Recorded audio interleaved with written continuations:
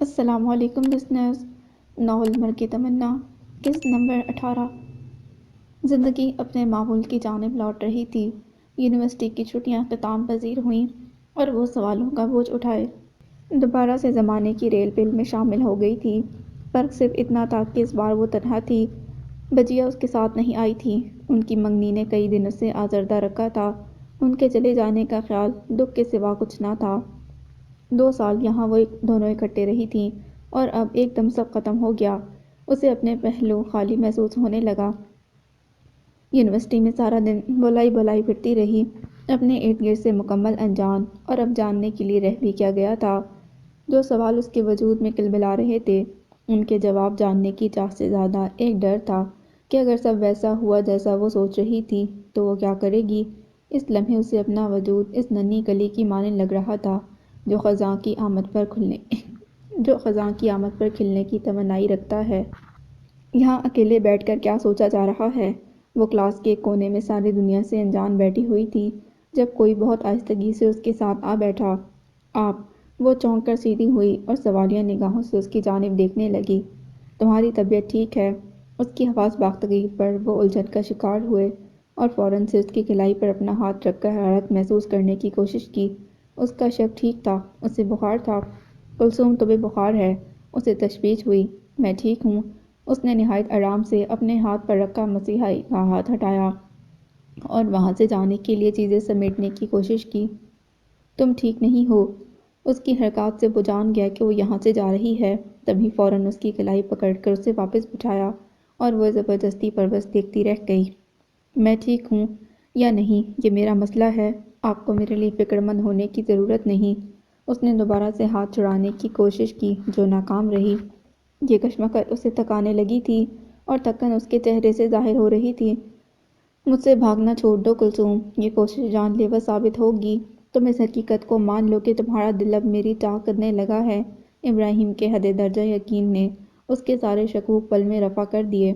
وہ اسے بجیا سے منسوب سمجھ رہی تھی، لیکن اگر ایسا ہوتا تو اس وقت وہ سامنے بیٹھا اپنی محبت کا یقین نہ دلا رہا ہوتا۔ یہ سب بیکار کی باتیں ہیں جو ہماری حویلی کی دیوار پار نہیں کر سکتی۔ اس ایک جملے میں وہ ساری کہانی چھپی تھی۔ یہ سب وہم دل سے نکال دو۔ میں جانتا ہوں تم مجھ سے محبت کرتی ہو۔ بالکل نہیں، وہ اپنا ہاتھ چھڑاتے سر انکار میں ہلانے لگی۔ یہ جھوٹ خود سے بولنا چھوڑ دو، تمہاری آنکھوں میں صاف صاف میری محبت کی تحریر ہے۔ وہ انتہائی پر یقین لہجے میں بولا۔ ایسا کچھ نہیں۔ وہ اس وقت خود کو نہایت بے بس محسوس کر رہی تھی۔ کلاس تقریباً خالی ہو چکی تھی۔ وہ اس کا ہاتھ سختی سے تھامے ہوئے تھا کہ بھاگنے کے سب ارادے ناکام ہوتے نظر آ رہے تھے۔ اس کے انداز سے ظاہر تھا کہ آج وہ اپنی محبت تسلیم کروا کے مانے گا، سو اس نے پوری شدت سے انکار کرنے کی کوشش کی۔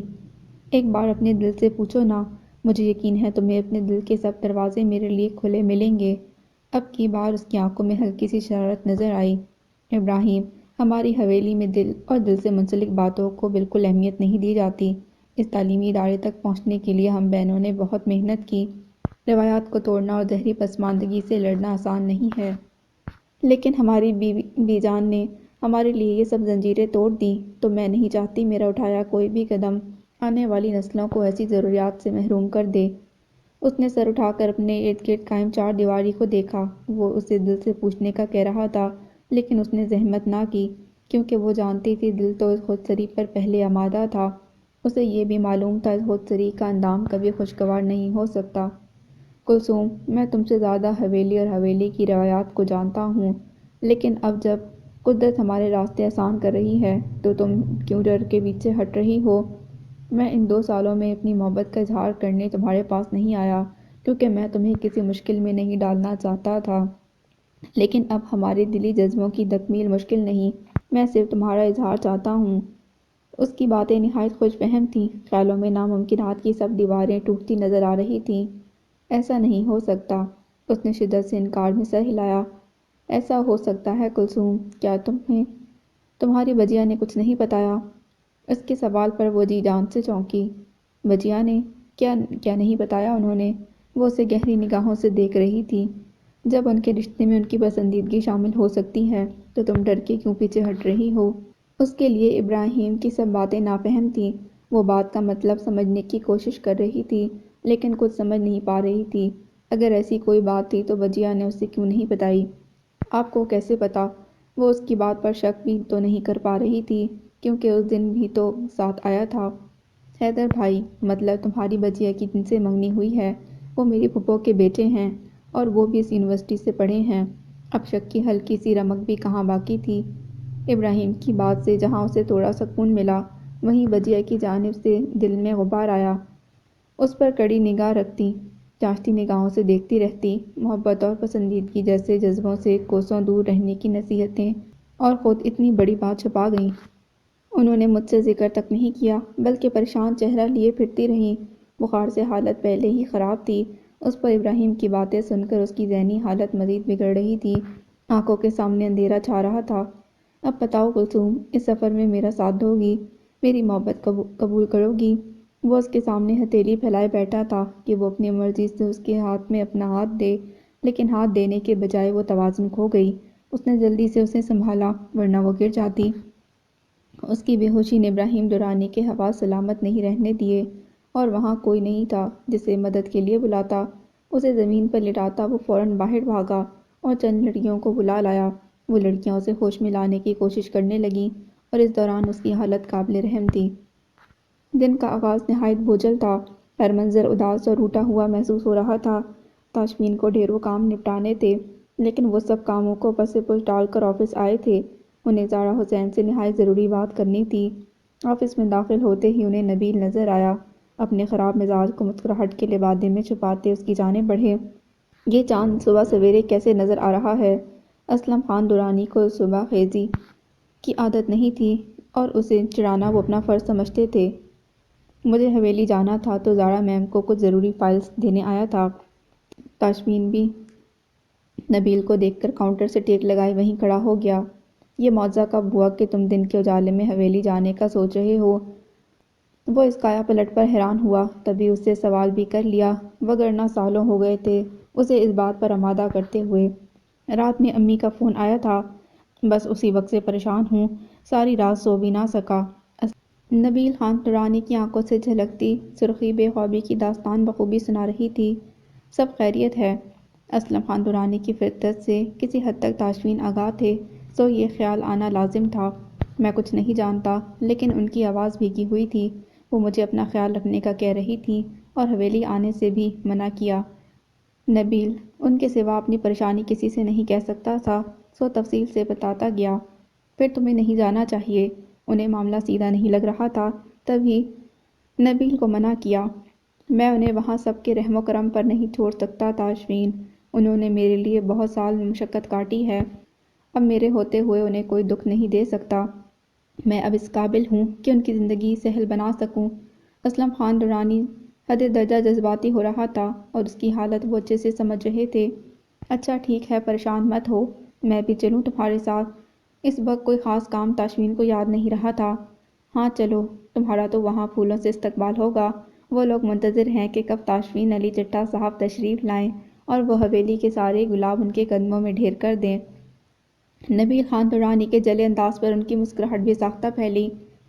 تمہیں شیر کی کچھار میں جانے کا کچھ زیادہ ہی شوق نہیں؟ وہ اپنی پریشانی بھول کر انہیں کڑی نگاہوں سے دیکھ رہا تھا۔ تمہارے بھلے کا سوچ رہا تھا، تم الٹا مجھ پر دفعات لگا رہے ہو۔ تم اپنے بھلے کا سوچو اس سے پہلے کہ دوسرے نقب لگا جائیں۔ اس کا اشارہ کس طرف تھا تاشفین بخوبی سمجھ رہے تھے۔ ایسی کوئی بات نہیں، تم اپنے دماغ پر زیادہ زور مت ڈالو۔ وہ اپنے کف لنکس کھولتے سیدھے ہو گئے۔ جو بات ختم ہونے کا اشارہ کیا تھا۔ ٹھیک ہے، واقعی کوئی ایسی بات نہیں ہوگی، لیکن تم ایک نہایت ہمدرد طبیعت کے مالک ہو، کیسے ایک بلبل کو شکاری کے جال میں پھنسنے دو گے؟ بات کے اختتام پر نبیل ان سے دور ہٹ گیا، کیونکہ جوابی حملہ کسی بھی وقت ہو سکتا تھا۔ باز آ جاؤ۔ تاشفین نے ارد گرد اسے مارنے کے لیے کچھ دیکھا، لیکن نگاہوں کی گرفت میں ایسا کچھ نہ آیا۔ میں جا رہا ہوں۔ نبیل خان درانی نے دور سے ہی ہاتھ ہلایا، مبادا پاس جانے پر سزا نہ مل جائے۔ اپنا خیال رکھنا اور کوئی مسئلہ ہو تو کال کر لینا۔ وہ کتنی دیر اسے وہاں کھڑا دیکھتے رہے۔ انہوں نے اپنے آفس سے فائل لی اور زارا حسین کے آفس کی جانب چل دیے۔ وہ حسب معمول لیپ ٹاپ کھولے انہماک سے اس پر جھکی ہوئی تھی۔ وہ کئی لمحے اس کے سامنے بیٹھے توجہ کے منتظر رہے، لیکن وہاں مصروفیت کا ہی عالم تھا۔ وہ کچھ کہنے ہی والے تھے کہ موبائل پر حویلی سے فون آیا۔ السلام علیکم بڑی امی۔ وہ آفس سے باہر آئے۔ مصروف تو نہیں تھے بیٹا؟ وہ ان کے فون کرنے پر پہلے ہی پریشان تھے، سو فوراً سے فراغت کا بتایا۔ بیٹا واپسی پر کلینک چکر لگا لینا اور وہاں سے حورالعین کی رپورٹس لیتے آنا۔ ان کی بات پر وہ کافی حیران ہوا۔ کون سی رپورٹس بڑی امی؟ بیٹا تمہاری چچی کی طبیعت کچھ خراب تھی تو انہیں ہاسپٹل لے کر گئے تھے، ٹیسٹ وغیرہ ہوئے تھے تو آج ڈاکٹر کا فون آیا، اسی لیے تمہیں بتایا کہ چکر لگا لو اور ڈاکٹر سے بھی مل لینا۔ انہوں نے مکمل تفصیل بتائی تو وہ مزید حیران ہوا کہ حویلی والوں نے اس کو اتنا غیر اہم سمجھا۔ ان کا فون بند ہوتے ہی وہ واپس آفس میں آیا۔ اب وہ ان کی ہی منتظر تھی، سو چند لمحے پہلے والی کوفت ختم ہو گئی۔ معذرت میں کچھ ضروری کام میں مصروف تھی۔ وہ تاشفین کے کچھ بولنے سے پہلے ہی اپنے گزشتہ رویے کی معذرت کر گئی۔ وہ چند لمحے اس کے لہجے اور انداز کو غور سے دیکھتے رہے۔ کچھ الگ سا محسوس ہو رہا تھا، لیکن وہ نئی چیز کیا تھی یہ سمجھ میں نہ آیا۔ یونیورسٹی کیس تقریباً حل ہو چکا ہے۔ میں کل ہی عدالت میں تیمور چوہان اور اسلم خان درانی کا نام پیش کر دوں گا، جس سے کیس فیصلہ کن مرحلے میں داخل ہو جائے گا۔ انہوں نے ہاتھ میں پکڑی سرخ فائل اس کے سامنے رکھی۔ یہ چال بڑے مہروں کی تھی، لیکن اس میں استعمال ان دونوں کو کیا گیا۔ یہ لوگ کتنے کم ظرف اور ظالم ہوتے ہیں۔ اپنے فائدے کے لیے کسی بھی کی جان لینا ان کے لیے عام بات ہے۔ اگر ایسا کوئی کیس یورپ میں ہوتا تو اب تک مجرم سزا پا چکے ہوتے۔ نہ جانے ہمارے ملک میں انصاف اتنا مہنگا اور نایاب کیوں ہے۔ وہ فائل بند کرنے کے بعد کافی دیر مسلسل نظام کے خلاف بولتی رہی۔ مس زارا، نظام کوئی آسمانی چیز نہیں ہے، اسے ہم اور آپ جیسے لوگ ہی مل کر بناتے ہیں۔ یہ انفرادی خامیاں ہیں جو اجتماعیت کا روپ دھار کر ہمارے ملک کو برباد کرنے میں کوئی کسر نہیں چھوڑ رہی۔ اس موضوع پر وہ خود بلا تکان بول سکتا تھا۔ آپ نے اس لڑکی سے بات کی؟ وہ بات کا مرحلہ ہے مس زارا۔ اس کے علاوہ بھی ان دونوں کو پکڑنے کے لیے ہمارے پاس کافی ثبوت ہیں۔ چلیں پھر اللہ کا نام لے کر کام شروع کرتے ہیں۔ آپ مقتول کے گھر والوں کو بھی خبر کر دیں۔ یہ اس کا پہلا کیس تھا جو کافی مشکل اور اونچے درجے کا تھا، سو وہ حد درجہ پرجوش تھی۔ مس زارا آپ اپنا خیال رکھیے گا۔ گفتگو سمٹ چکی تھی۔ زارا کو جانا تھا لیکن تاشفین وہیں بیٹھے تھے۔ آپ شاید اس کیس کو لے کر پریشان ہیں۔ وہ مسکرائی۔ میں اپنی حفاظت کرنا جانتی ہوں تاشفین صاحب۔ اب مسکراہٹ کافی گہری تھی۔ میں اس کیس کے حوالے سے نہیں کہہ رہا، اور بھی بہت سارے لوگ آپ کے ارد گرد ایسے ہیں جو اعتبار کے قابل نہیں۔ تاشفین کو سمجھ نہیں آ رہا تھا کہ وہ کس طرح اسے سمجھائیں۔ میں بچی نہیں ہوں تاشفین۔ وہ کچھ کہنے والی تھی کہ دروازہ نوک کرتے ہی سعد صاحب کمرے میں داخل ہوئے۔ سعد صاحب آئیے بیٹھیے۔ اس نے ایک دم کھڑے ہو کر نہایت پرتپاک طریقے سے ان کا استقبال کیا۔ ارے تاشفین، تم یہاں کام کرتے ہو؟ دیکھو مجھے پتہ ہی نہیں تھا۔ ان کے انداز میں کس قدر حقارت تھی یہ صرف تاشفین جانتا تھا۔ آپ بیٹھیے، مجھے کسی ضروری کام سے جانا ہے۔ وہ ان کو مکمل نظر انداز کرتے وہاں سے چلا گیا۔ تاشفین کو اپنا دماغ کھولتا محسوس ہو رہا تھا۔ کس قدر بیوقوف لڑکی تھی، اس کی بات سمجھ نہیں پا رہی تھی۔ تاشفین کو سمجھ نہیں آ رہا تھا کیا کریں، کیسے اس انسان کو وہاں سے باہر کریں جس سے ان کا خونی رشتہ بھی تھا۔ کتنی ہی دیر راہداری میں ٹہلتے رہنے کے بعد وہ اپنے کیبن میں آیا۔ اس نے اپنے سارے ضروری کام چھوڑ دیے۔ اسے تب تک یہاں سے نہیں جانا تھا جب تک چچا جان یہاں تھے۔ میں یہ سب کیوں محسوس کر رہا ہوں؟ وہ وکیل ہے، دن میں سینکڑوں لوگوں سے ملاقات ہوتی ہوگی۔ مجھے چچا جان کا آنا اس قدر برا کیوں لگ رہا ہے؟ یہ سب دیکھنا میرے لیے مشکل کیوں ہو رہا ہے؟ وہ کتنے ہی لمحے کرسی کے پت سے ٹیک لگائے آنکھیں موندے ان سوالوں کا جواب تلاش کرتا رہا، اور ہر سوال کا جواب تاشفین کو حیران کر رہا تھا۔ اس کی زندگی میں لطیف جذبات کی جگہ بالکل نہیں تھی۔ وہ لڑکیوں سے فاصلہ رکھنا پسند کرتا تھا، محبت یا اس جیسے کسی جذبے پر یقین نہ رکھتا۔ لیکن اس لمحے سارے جواب اس کے خلاف تھے۔ اگر اس کے دل میں پنپتے جذبات کو محبت کا نام دیا جاتا تو یہ اس کے لیے ایک انوکھا واقعہ تھا۔ وہ محبت ہو جانے کے اسباب سے ناواقف تھا، سو سوچنے کے علاوہ کوئی چارہ نہیں تھا۔ وہ سوچ بچار میں مصروف تھا جب باہر شور بلند ہوا۔ وہ ایک دم چونک کر باہر آیا اور باہر کی جانب بھاگا۔ دماغ ایک دم اسلم خان درانی کی جانب کیا کہ کہیں ان لوگوں نے کوئی مسئلہ نہ کھڑا کر دیا ہو۔ کیا ہوا؟ یہ شور کیسا ہے؟ اس نے سامنے سے آتے بوائے سے پوچھا۔ وہ میم کے آفس میں کچھ ہوا ہے۔ اس کی بات سنتے وہ فوراً اس جانب بڑھا اور سامنے کا منظر خلاف توقع تھا۔ زارا حسین کا چہرہ حد درجہ سرخ اور سامنے تن کے کھڑے چچا جان۔ وہ ایک لمحے کو سمجھ نہیں پایا کہ یہاں کیا ہوا ہے۔ آپ نے سنا نہیں؟ دفع ہو جائیے میرے آفس سے۔ گارڈز کہاں ہیں سب؟ انہیں نکالو یہاں سے۔ وہ حلق کے بل چیخی۔ اس حرکت کا خمیازہ تمہیں بھگتنا پڑے گا۔ چچا جان اس کے سامنے انگلی لہراتے گھاٹ سے اپنا ہاتھ چڑھاتے اسے دھمکی دیتے وہاں سے نکل گئے۔ وہ لمحے میں سب سمجھ گیا۔ وہ آگے بڑھ کر اسے تسلی دینا چاہتا تھا، لیکن شرمندگی کی گہری کھائی تھی جس میں خود کو گرتا محسوس کر رہا تھا۔ وہ خود کو اس کا سامنا کرنے کے قابل نہ سمجھ رہا تھا، سو خاموشی سے بنا کہے نکل گیا۔ چچا جان، کاش آپ اپنے علاوہ بھی کسی کا بھلا سوچ لیا کریں۔ وہ آفس سے نکلتے عبدالودود کو کال کرنا نہیں بھولا اور یہاں ہونے والا سارا قصہ اسے کہہ سنایا۔ سردیوں کی آمد تھی۔ صبح کی ٹھنڈک میں شرمائی دھوپ کی مدھم کرنیں خوب بھلی محسوس ہو رہی تھیں۔ دھوپ کے نرم گرم احساس کے باعث ہی طلباء کی کثیر تعداد گھاس کے وسیع خطے پر بیٹھی نظر آ رہی تھی۔ جہاں دیکھو وہاں چند لوگ دائرہ بنائے اپنے من پسند کام میں مصروف نظر آ رہے تھے۔ اس ہجوم میں وہ تنہا چنبیلی کے پودے کے پاس بیٹھی مرجھائے پھول چننے کی کوشش کر رہی تھی۔ وہ ارد گرد کے ماحول سے بے نیاز ہونے کی کوشش کر رہی تھی، لیکن کنزا کو اپنے قریب پہنچتے دیکھ عزت سمٹ سی گئی۔ صبح سے وہ اس ایک لمحے سے بھاگ رہی تھی، لیکن کب تک بھاگ سکتی تھی؟ اس نے گہرا سانس لیتے ہوئے خود کو پرسکون کیا، لیکن اپنا مشغلہ جاری رکھا۔ عزت مجھ سے کیوں ناراض ہو؟ کئی لمحے کی خاموشی کے بعد وہ بولی، میں ناراض نہیں ہوں۔ وجود میں چلتے طوفان کو یکسر نظر انداز کرتے اس نے سکون سے جواب دیا، اگر ناراض نہیں ہو تو صبح سے چھپ کیوں رہی ہو؟ مجھ سے بات نہیں کر رہی، کوئی لیکچر نہیں لیا اور یہاں سب سے الگ تھلگ ایک کونے میں بیٹھی ہو؟ اس کا اترا چہرہ کنزا کو تکلیف دے رہا تھا۔ میں کچھ وقت اپنے ساتھ گزارنا چاہتی ہوں، بھیڑ میں سانس گھٹ رہا ہے سو یہاں چلی آئی۔ وہ ڈھیر ساری پتیاں اپنی گود میں اکٹھی کر چکی تھی، اسے جواب دیتے ہوئے اس کی جانب نہ دیکھ رہی تھی۔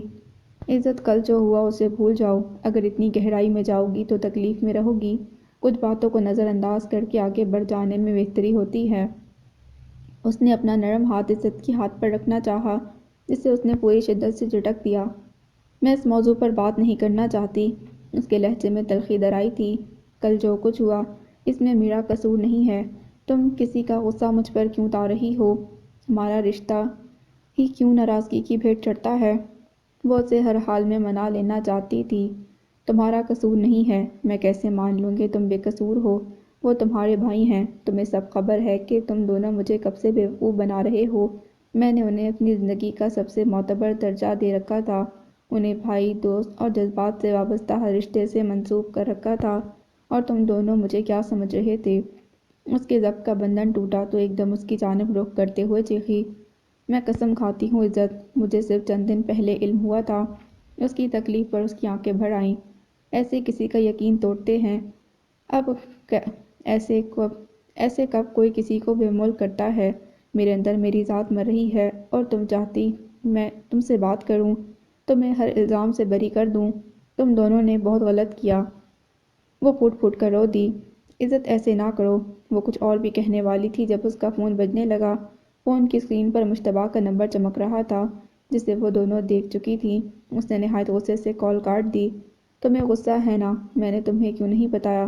تو اس کی وجہ یہ ہے۔ اس نے ہاتھ سے موبائل کی اسکرین پر چمکتے نام کی جانب اشارہ کیا، میں جانتی تھی کہ تم انہیں صرف اپنا بھائی سمجھتی ہو۔ تمہارے اور مشتبہ کے درمیان مجھے کچھ الگ سا محسوس ہو رہا تھا۔ میں بھائی کی وجہ سے تمہیں پریشان نہیں کرنا چاہتی تھی۔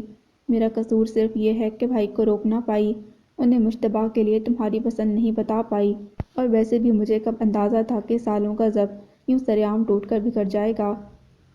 اس نے روتے ہوئے ٹوٹے بکھرے لہجے میں وضاحت دی، میں کسی کو پسند کروں یا کوئی بھی، وہ میرے متعلق ایسا کیسے سوچ سکتے ہیں؟ تمہیں پتہ ہے مجھے خود سے گھن آ رہی ہے، مجھے اب بھی اپنے بازو پر ان کا لمس محسوس ہو رہا ہے، ان کی گرم سانسوں سے ابھی تک میرا چہرہ جھلس رہا ہے۔ تم نہیں سمجھ سکتی کنزا، تم نہیں سمجھ سکتی۔ اس نے اپنا چہرہ ہاتھوں میں چھپا لیا۔ وہ کتنی ہی دیر بے بسی سے اس کا ہچکولے لیتا وجود دیکھتی رہی۔ ایک ہنستی مسکراتی لڑکی اس وقت بری طرح ٹوٹ رہی تھی۔ اس کی نگاہیں بھٹک بھٹک کر موبائل کی جلتی بجھتی اسکرین پر جا رہی تھیں، جہاں ایک ہی نام بار بار جگمگا رہا تھا، عزت، خود کو سنبھالو، اس طرح تم بیمار پڑ جاؤ گی۔ بھائی بھی کل سے بہت پریشان ہے، ہم آپس میں بات کر کے سب ٹھیک کر سکتے ہیں۔ وہ اس کے مزید قریب ہوئی، نام بھی مت لینا ان کا میرے سامنے، ورنہ تم یہاں سے جا سکتی ہو۔ وہ کچھ سخت بولنے والی تھی، لیکن نہ جانے کیا سوچ کر چپ کر گئی اور جلدی سے اپنے آنسو صاف کرنے لگی۔ آپ دونوں یہاں بیٹھی ہیں اور ہم دونوں آپ کو سارے ڈپارٹمنٹ میں ڈھونڈ آئے۔ اویس اور عبدالحنان ان کے پاس بیٹھ گئے، جیسے نہ جانے کتنی مشقت کر کے آئے ہوں۔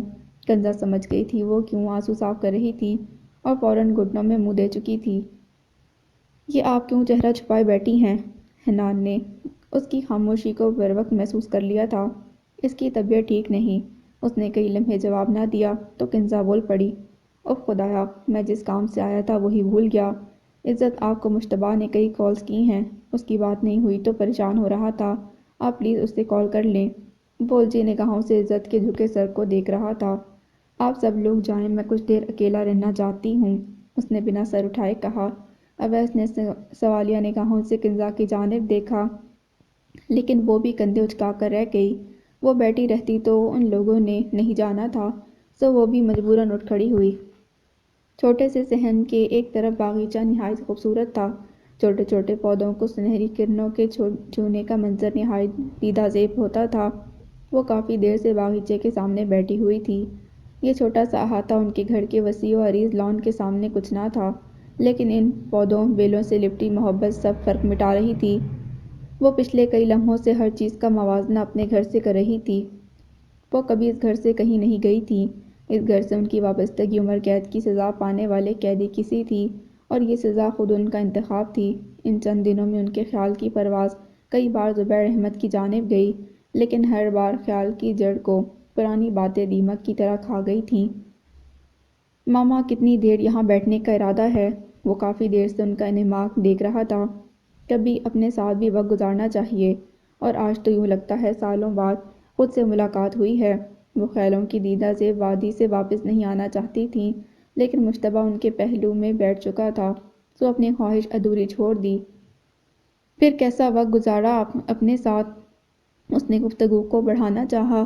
کئی دنوں کی بھاگ دوڑ اور اعصابی تھکن کے بعد یہ چند خوشگوار لمحے غنیمت تھے۔ اپنے ساتھ تو سب کا وقت اچھا گزرتا ہے، مسائل تو دوسرے پیدا کرتے ہیں۔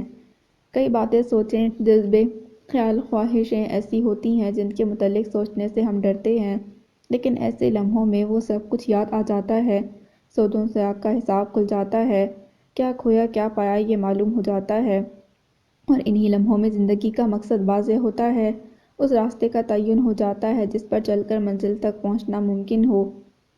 اس حساب کتاب سے پھر کیا معلوم ہوا؟ اسے یہ باتیں دلچسپ محسوس ہو رہی تھیں۔ میں نے آج اپنی زندگی کو ایک عنوان دیا ہے۔ کیا اور کیسا؟ اس کے لہجے میں جوش نظر آیا۔ مرگ تمنا، یہ کیسا عنوان ہوا؟ چہرے پر کشمکش پھیلی۔ آج میں نے سالوں کا موازنہ کیا ہے، اور مجھ پر یہ انکشاف ہوا کہ میں ان سالوں میں مسلسل دوڑتی رہی ہوں، کبھی ایک خواہش کے پیچھے، کبھی دوسری خواہش، کبھی ایک تمنا اور کبھی دوسری، لیکن اتنا بھاگنے کے بعد بھی میں خالی دامن رہی ہوں۔ سالوں بعد بھی میری دوڑ ختم نہیں ہوئی، اور شاید مرنے تک نہ ہوگی، لیکن میں آج بھی اسی مقام پر کھڑی ہوں جہاں سے بھاگنا شروع کیا۔ انہوں نے ایک نظر اپنے ارد گرد دیکھا اور اپنی بات کی سچائی پر یقین آ گیا۔ ایسا تو تقریباً ہر انسان کی زندگی میں ہوتا ہے ماما، ہر کوئی اپنی خواہشات کے پیچھے بھاگتا ہے۔ اس نے اپنے مشاہدے کے مطابق بات کی۔ تو سب غلط کرتے ہیں نا؟ ہم کیوں بھاگتے ہیں؟ اس سے کچھ حاصل نہیں ہوتا، کیونکہ اس دوڑ میں ہم اپنے مقام سے ہٹ جاتے ہیں، اور پھر جب قدموں تلے اپنی زمین نہ ہو تو ہم کسی تنکے سے بھی ہلکے ہوتے ہیں۔ ایک جگہ ٹک جانا چاہیے، ٹھہر جانا چاہیے، اور جو ہماری قسمت میں ہو اسے قبول کر لینا چاہیے۔ یہ بھاگنا اور مسلسل بھاگنا آپ کو تھکا دے گا، مار دے گا، لیکن اطمینان نہیں دے گا۔ آج اتنی سالوں کی محنت اکارت جاتی محسوس ہوئی۔ آپ کے کہنے کا مطلب ہے ہمیں محنت نہیں کرنی چاہیے؟ وہ ان کی باتوں سے الجھا۔ محنت اور مقدر سے لڑائی میں بہت فرق ہے مشتبہ، ان کے درمیان نہایت باریک سی لکیر ہے، اور جب یہ باریک سا فرق ہم پہچان لیں گے، تب ہی خواہش اور ضرورت میں کس کا پلڑا بھاری رکھنا ہے یہ جان لیں گے۔ انہوں نے اسے آسان الفاظ میں سمجھانے کی کوشش کی۔ اگر آپ مقدر پر اس قدر یقین رکھتی ہیں تو اپنے ماحول کو قبول کیوں نہیں کر لیتی؟ اپنے ساتھ ہوئے حادثات پر دوسروں سے ناراض رہنے کے بجائے بھولنے کی کوشش کیوں نہیں کرتی؟ مجتبیٰ نے نیا نکتہ اٹھایا۔ مجھے آج سے پہلے اس چیز کا احساس کب ہوا تھا مجتبیٰ؟ آج ہی تو معلوم ہوا کہ میری زندگی تو ضیاع کا دوسرا نام ہے۔ میں تو خسارے کے راستے پر چل رہی تھی، لیکن دیکھو نا، انسان ہوں، ضیاء کا احساس تو ہے، لیکن اس کے خاتمے کی جانب قدم اٹھانا نہایت مشکل لگ رہا ہے۔ دھوپ اس کے وجود سے ہٹ چکی تھی۔ انہوں نے بھی گفتگو کو سمیٹنے کی کوشش کی۔ سفید حویلی کے اس قدر قریب آ کر بھی کوشش مشکل ہے۔ جس سوال کا جواب وہ خود کو نہیں دے پا رہی تھی، وہ مشتبہ کر بیٹھا تھا۔ ہاں، بہت مشکل۔ انہوں نے اپنی کمزوری کا اعتراف کیا۔ اگر آپ چاہیں تو کئی راستے نکل سکتے ہیں، اس نے انہیں قائل کرنا چاہا۔ تم یہ سب باتیں چھوڑو، یہ بتاؤ عزت سے بات ہوئی؟ انہوں نے ایک دم موضوع ہی بدل دیا۔ نہیں، میں نے بہت کالز کی، پھر اویس کو کہا تو اس نے بتایا کہ عزت کی طبیعت خراب ہے، شاید اس وجہ سے کال نہیں اٹھا پائی۔ اس نے انہیں مکمل تفصیل بتائی۔ اوہ چلو، جب بھی گھر کا ایڈریس ملا بتا دینا، ہم پہلی فرصت میں جائیں گے۔ وہ وہاں سے اٹھ کھڑی ہوئیں۔ ماما، یہ سب بہت اچانک ہوگا۔ میری اس سلسلے میں اس سے کبھی بات نہیں ہوئی، اور وہ بہت اسٹریٹ فارورڈ ہے، منہ پر انکار مار دے گی۔ تم مجھ سے ڈرتے ہو مجتبیٰ؟ وہ کافی حیرانی سے اس کے چہرے کے تاثرات دیکھ رہی تھی۔ وہ ہے ہی ایسی کہ سب اس سے ڈرتے ہیں۔ اس نے بے بسی سے کندھے اچکائے۔ چلو دیکھتے ہیں کیا ہوتا ہے۔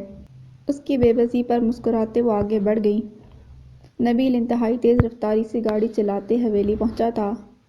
اسے حویلی آنے سے امی نے منع کیا تھا، لیکن ان کی بھیگی آواز اس کے قدموں کو باندھ نہیں سکی۔ یہ سالوں بعد تھا کہ وہ دن کے اجالے میں اپنے ہی گھر داخل ہوا تھا۔ اس حویلی سے ہونے والی غیر قانونی سرگرمیاں اس کی ایماندار فطرت کو بارہا مجروح کرتی تھیں، اور امی نے اس طرف سے آنکھیں بند کرنے کا کہہ رکھا تھا۔ سو بہتر یہی تھا کہ وہ کچھ نہ دیکھے، پر ایسا ممکن نہ تھا۔ حویلی کی پتھریلی راہداری پر گاڑی روکتے اسے معلوم تھا کہ آج بھی حویلی کے عقب میں چند اوباش لوگ بیٹھے ہوں گے، منشیات کا دھندا عروج پر ہوگا، اور کوئی نہ کوئی نسوانی آوت دلربائی کا کام سر انجام دے رہی ہوگی۔ وہاں کثیر تعداد میں رکھے اسلحے پر کتنے ہی نامعلوم بے قصور لوگوں کے لیے موت کا فرمان درج ہوگا، لیکن چونکہ اسے آنکھیں بند رکھنی تھیں، سو وہ حویلی کا قدیم طرز کا آرائشی دروازہ پار کرتے ہوئے اندرونی حصے میں داخل ہوا تھا۔ وہ بنا رکے سیدھا عائشہ بیگم کے کمرے میں آیا۔ کئی ملازمین اپنے کام چھوڑ کر حیرانی سے آنے والوں کو دیکھ رہے تھے، جو اسی حویلی کا فرد تھا، مگر کبھی نظر نہیں آیا تھا۔ رکھی نے گہری نگاہوں سے اس اونچے لمبے جوان کو دیکھا، جس کی نگاہوں میں سرخی رت جگہ کی غماز تھی۔ اس کی چال میں عجیب سی بے نیازی تھی، جیسے اس حویلی کو اپنی ٹھوکر پر رکھنا چاہتا ہو، اور اس سے زیادہ دیکھنا رکھی کے بس میں نہیں تھا۔ سو بھاگتی حویلی کے پچھلے حصے کی جانب بھاگی۔ نبیل، میرے بچے کیسے ہو؟ وہ اسے دیکھتے ہی والہانہ اس کی طرف بڑھی۔ میں ٹھیک ہوں، آپ کیسی ہیں؟ ساری رات میں سو نہیں سکا۔ آپ کی بھیگی آواز نے مجھے بے چین کر رکھا امی۔ وہ گہری نگاہوں سے ان کے چہرے کا جائزہ لے رہا تھا، جیسے کچھ کھوجنے کی کوشش کر رہا ہو۔ میں نے تمہیں آنے سے منع کیا تھا نا نبیل؟ کچھ لمحے گزرنے کے بعد خیال آیا کہ وہ کیا حماقت کر بیٹھا ہے۔ یہی میں پوچھنے آیا ہوں کہ ایسا کیا ہوا جو آپ مجھے یہاں آنے سے روک رہی ہیں؟ ان کے چہرے پر ایک دم جھلکنے والے خوف نے اسے مزید بے چین کیا۔ یہ تم فون پر بھی پوچھ سکتے تھے۔ ان کا بس نہ چل رہا تھا کہ اسے ہوا میں تحلیل کر دیں یا سلیمانی ٹوپی پہنا کر نظروں سے اوجھل۔ تمہیں کسی نے نہیں دیکھا ہوگا، تم فوراً سے بھی پہلے یہاں سے چلے جاؤ۔ وہ اٹھ کھڑی ہوئیں اور اسے بھی اٹھانے کی کوشش کرنے لگیں۔ سب مجھے دیکھ چکے ہیں امی، خاص طور پر رکھی۔ اس کی بات سن کر ڈھیلے انداز میں واپس بیٹھ گئیں۔ تم کبھی میری بات نہیں سنتے۔ ابھی میں آپ کی بات ہی سننے آیا ہوں۔ اس کا پختہ لہجہ یہ بتانے کو کافی تھا کہ وہ جانے بنا یہاں سے ہٹنے والا نہیں۔ انہوں نے چند لمحے سوچا اور آخرکار نپے تلے انداز میں وہ سب کہہ سنایا جو ان کے اور اسلم خان درانی کے مابین بات ہوئی۔ ان کی بات کے اختتام تک نبیل کا چہرہ سرخ ہو چکا تھا۔ بند مٹھیاں ضبط کی کوشش کی گواہ تھیں، لیکن اس سے زیادہ حقیقت کو دفنانا ان کے بس میں نہیں تھا۔ یہ قانون فطرت ہے، غلطیاں معاف کر دی جاتی ہیں، اور گناہ خاموش کرا دیے جانے کے باوجود سالوں بعد بھی چیخ پڑتے ہیں۔ ظلم اپنا حساب مانگتا ہے، اور حساب دینا ازل سے ابد تک کبھی آسان نہیں ہوا۔ وہ یہ سب کیسے کہہ سکتے ہیں؟ ہم ان کے ٹکڑوں پر پل رہے ہیں۔ اس جائیداد میں میرے باپ کا بھی حصہ ہے۔ ضبط کے باوجود اس کی آواز بلند ہوئی۔ ہاں، وہ باپ جو ان کی دشمنی کی بھینٹ چڑھ گیا۔ سال گزر گئے، اس غم کو روتے، لیکن غم اب بھی تازہ تھا۔ میں اب آپ کو یہاں نہیں رہنے دوں گا۔ کب سے آپ کو کہہ رہا ہوں میرے ساتھ لاہور چلیں، لیکن آپ مانتی ہی نہیں۔ اب میں آپ کی ایک بھی نہیں سنوں گا۔ آپ کو ہر حال میں ابھی میرے ساتھ چلنا ہوگا۔ وہ فیصلہ کن انداز میں بولا۔ آج وہ خود مخمصے میں پڑ گئی تھیں۔ یہاں ان کے قیام کا مقصد صرف اسے مصیبتوں سے بچانا تھا، لیکن اب یہاں رہنے کا کوئی مقصد نہیں رہا تھا۔ اوئے لڑکے، تجھے چودھری صاحب بلا رہے ہیں۔ رکھی دروازہ کھٹکھٹائے بنا اندر داخل ہوئی۔ اس کے تیور نبیل کا پارا بلند کر گئے۔ آپ تیاری کیجئے، میں بھی آتا ہوں۔ وہ انہیں تسلی دیتا کمرے سے نکل گیا، جبکہ وہ تیاری کرنے کے بجائے نماز حاجت کے نفل پڑھنے کے لیے کھڑی ہو گئی۔ وہ ان کی زندگی بھر کی کمائی تھا اور ان کے پاس فقط اس کے لیے دعائیں ہی تھیں۔ حویلی کے برج پر ویسا ہی ماحول تھا جیسا سالوں پہلے اس نے دیکھا تھا، بس کئی چہرے بدل گئے تھے۔ اس نے طائرانہ نگاہ چاروں طرف ڈالی اور ایک کونے میں بنے چند کمروں کی جانب بڑھ گیا۔ وہ چند اسلحہ بردار لڑکوں کے گھیرے میں وہیں بیٹھے تھے۔ انداز میں وہی تباہر اور تکبر تھا۔ وقت کی رفتار اس کی رفتگی کو کم نہیں کر پا رہی تھی۔ آپ نے مجھے بلایا، نہ جانے کتنے سال بعد سامنا ہوا تھا، لیکن ان کے ملاپ میں خون کی کشش نام کی نہیں تھی۔ ہاں بیٹھو۔ انہوں نے اشارے سے سب لڑکوں کو باہر بھیج دیا، سوائے ایک کے، اور اس انسان کو نبیل جانچتی نگاہوں سے دیکھ رہا تھا، شاید پہچاننے کی کوشش کر رہا تھا۔ یقیناً تمہاری ماں نے تمہیں ہمارے مطالبات بتا دیے ہوں گے۔ وہ بنا کسی تکلف میں پڑے اپنے مدعے پر آئے۔ جی بتا دیے، لیکن آپ غلط انسان کے سامنے اپنے مطالبات رکھ رہے ہیں۔ اگر وہ سب رشتے بھلانے پر آمادہ تھے تو اس نے بھی لگی لپٹی رکھنے کی کوشش نہ کی۔ میں بے وقوف نہیں ہوں، وہ سب جانتی ہے۔ اس کا دو ٹوک رویہ برداشت کرنا مشکل تھا، سو لہجہ بلند ہوا۔ وہ کچھ نہیں جانتی، اور اگر جانتی بھی ہیں تو آپ کو کیوں بتائیں؟ ان کا سرخ ہوتا چہرہ اسے سکون دے رہا تھا۔ اس نے آرام سے پیچھے ہو کر ٹیک لگائی اور بائیں ٹانگ پر دائیں ٹانگ چڑھا کر مطمئن انداز میں بیٹھ گیا۔ اس کا یہ انداز آگ لگانے کے لیے کافی تھا۔ تم سب لوگ آستین کا سانپ ہو۔ جس کو بھی سہارا دیا اس نے مجھے نقصان پہنچانے کی کوشش کی، اور اب یہ کام تم اور تمہاری ماں کر رہے ہیں۔ میں تمہیں بتا رہا ہوں نبیل، مجھے ان لوگوں کے متعلق معلومات چاہیے۔ وہ حرام خور ملک کے کس کونے میں چھپے ہوئے ہیں؟ تمہاری ماں کے پاس چند دنوں کا وقت ہے، مجھے بتا دے، ورنہ ذمہ دار تم لوگ خود ہوگے۔ ان کا انداز بے لچک تھا۔ میں انہیں یہاں سے لے جا رہا ہوں، اور اگر کبھی مجھے ان کے متعلق علم ہوا تو آپ کو آگاہ کر دوں گا۔ اس نے ترش لہجے میں جواب دیا اور اٹھ کھڑا ہوا۔ وہ یہاں سے نہیں جا سکتی۔ اس کے انکار نے ماحول میں تناؤ پیدا کیا۔ وہ میری ماں ہیں اور میں انہیں کہیں بھی لے جا سکتا ہوں۔